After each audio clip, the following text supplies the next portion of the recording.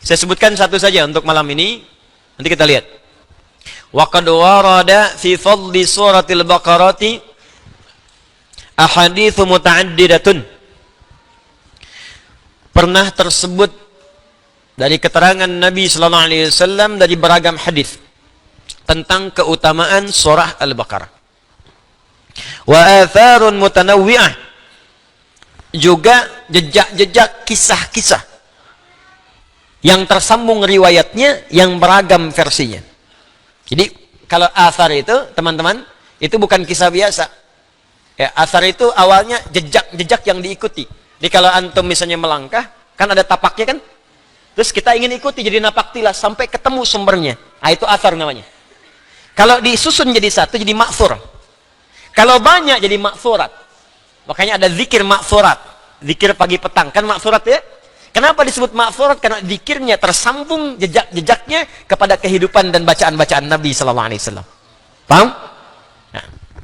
Tentang Al-Baqarah ini keutamaannya disebutkan Nabi, juga kisah-kisahnya bersambung jejaknya bisa diteliti, tersambung pada orang-orang yang mengalaminya atas petunjuk Nabi sallallahu alaihi wasallam. Minha diantaranya ma jaa fi musnadi Ahmad wa sahihi Muslim wa Tirmidzi wan Nasa'i. Anda bisa temukan jejak ini di Musnad Imam Ahmad, dalam Sahih Muslim, dalam Jami'-nya At-Tirmidzi atau Sunan At-Tirmidzi dan Sunan An-Nasa'i. Ya, an Abi Hurairah, satu hadis riwayat sahabat Abu Hurairah, Abdurrahman bin Sakhr nama aslinya, anna Rasulullah sallallahu alaihi wasallam, dari Abu Hurairah radhiyallahu taala anhu menyampaikan bahwa Rasulullah sallallahu alaihi wasallam qala, beliau bersabda. Perhatikan. La taj'alu buyutakum qubura. Jangan jadikan rumah-rumahmu seperti kuburan. Bahkan misbuknya itu dibuang. Awas, awas, awas. Ya, awas, ada musyabbih, musyabbah, adatut tashbih, wajhu syibih. Adatut tashbihnya yang alat menyerupakannya di ilmu balaghah itu dibuang. Kalau dibuang itu sangat ketat. Ya, misal. Kita ingin katakan pada istri kita misalnya, anti kal qamari fil jamalah. Sayang, kamu cantik seperti rembulan. Ya, yang belum nikah maaf ya. Anti kal qamari fil jamalah. Musyabbah, ya, istri diserupakan musyabbah dengan rembulan. Ya, atau kal badri fil jamalah. Ya, diserupakan wajhu syibihnya dalam kecantikan. Ada tuh tasbihnya, alatnya kak seperti. Kalau Anda ingin menguatkan pujiannya, buang. Kemudian ada tasbihnya. Anti qamarun fil jamalah. Kamu itu benar-benar rembulan. Ya, benar-benar rembulan dalam kecantikanmu. Kalau ingin lebih kuat lagi, buang fil jamalahnya. Anti qamarun. Engkau itu purnama di malam hari ini. Hilang. Jelas? Nah, ini sebaliknya. Kata Nabi, la taj'alu buyutakum qubura. Asalnya begini, la taj'alu buyutakum kal quburi. Jangan jadikan rumahmu seperti kuburan, sepertinya dibuang. Maka kalimatnya menjadi jangan jadikan rumahmu kuburan. Ada rumah yang disebut oleh Nabi kuburan. Hati-hati. Bukan seperti lagi, emang kuburan. Kayak kata Nabi ya, ingat. Padahal di sana masih ada orangnya. Masih ada penghuninya, tapi kata Nabi kuburan. Berarti di dalamnya ada mayit-mayit yang berjalan. Awas, hati-hati. Antum kalau sama seperti yang diinfokan Nabi, berarti antum mayit berjalan.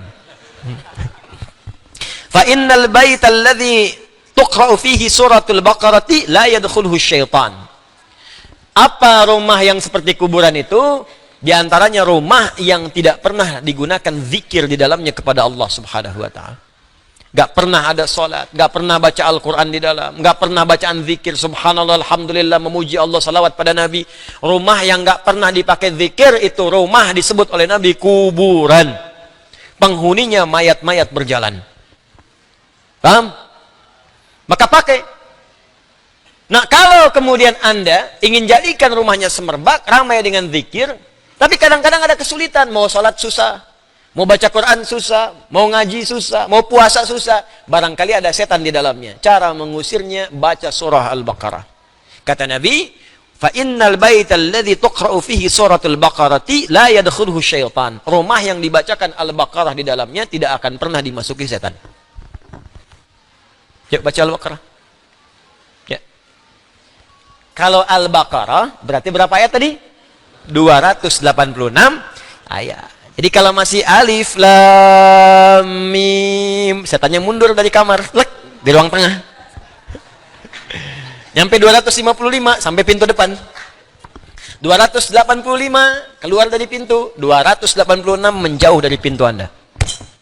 Al-Baqarah, satu surat baca. Baca. Ya. Bertahap aja nggak apa-apa. Semampu kita baca sehari berapa, sampai terbiasa. Sampai terbiasa, baca. Keterangan lain, ini bagian paragraf terakhir, sabar. Alhamdulillah.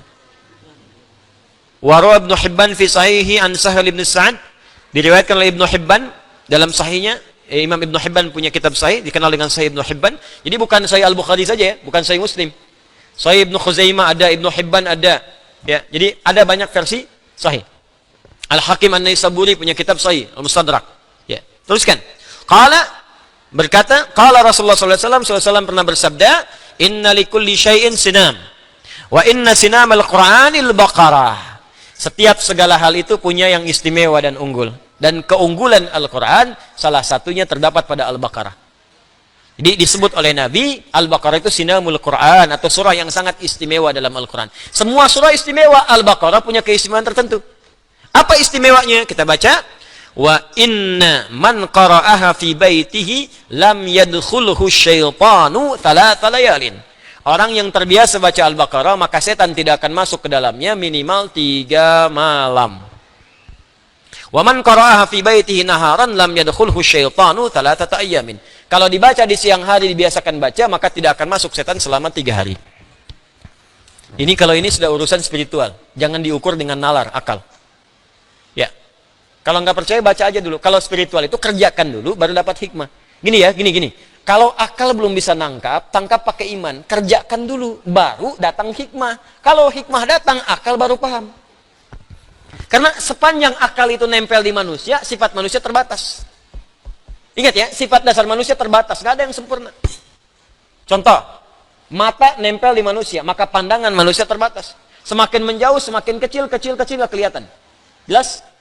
Telinga nempel di manusia, maka pendengaran kita terbatas. Sekian hertz terdengar, sekian hertz tidak. Berapa yang terdengar? Ada batasan. Sekian sampai sekian, terlalu kencang, peka telinga.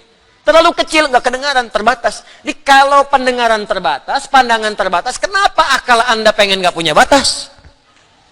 Kan akalnya nempel di tubuh kita. Di sepanjang Anda manusia, pasti akal itu punya keterbatasan.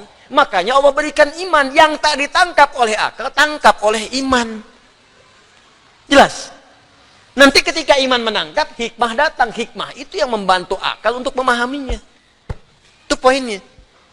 Jadi kalau Anda belum sholat, jangan hukumi dengan akal lu, sholat dulu. Habis sholat baru ngerti. Sampai ngertinya nggak ingin ketinggalan sholat.